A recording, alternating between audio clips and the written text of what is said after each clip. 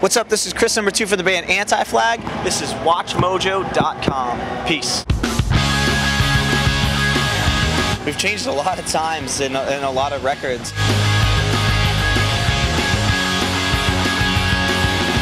After being a band for over 10 years, like, how do we keep focused and how do we keep the ship righted the right way? You guys started off as a band. You said that you didn't only want to be a band about entertainment. You said that you also wanted to sort of educate people about your fundamental belief behind the band. Well, very much so. I think the fundamental belief of the band is the band's name. Anti-Flag is the breaking down of invisible separations, whether they be race, religion, social class, how much money you make in a year, how much little you care about money. All around the world, these invisible separations exist to keep us apart. We're a band of citizens of the world. We're all united!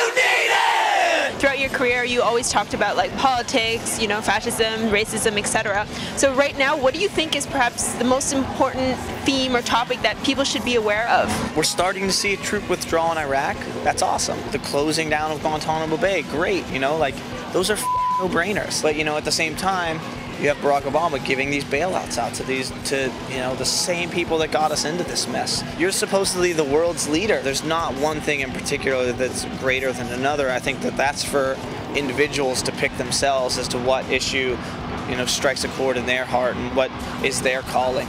You guys criticized Bush's administration, so I was wondering if you could say one thing to him today, what would it be? I think I would say thanks. We were in a band in the year 2000 when George Bush was elected. We were contesting his win. We knew that he would be detrimental for society at that point, but people were shutting us up. People were saying, you can't criticize the president. We were banned in 2001 when September 11th happened. We were taking heaps of shit for it. And then you fast forward to the election of Barack Obama. I was at the inauguration. They showed Bush on the screen and 2 million people booed.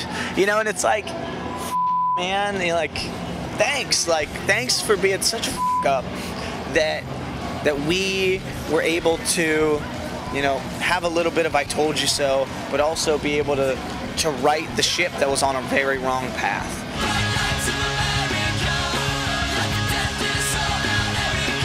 There's still people always who are hungry for something that's about more than just girls and drugs and music that actually strikes a chord with them mentally and emotionally, and you know, that's what we try to create.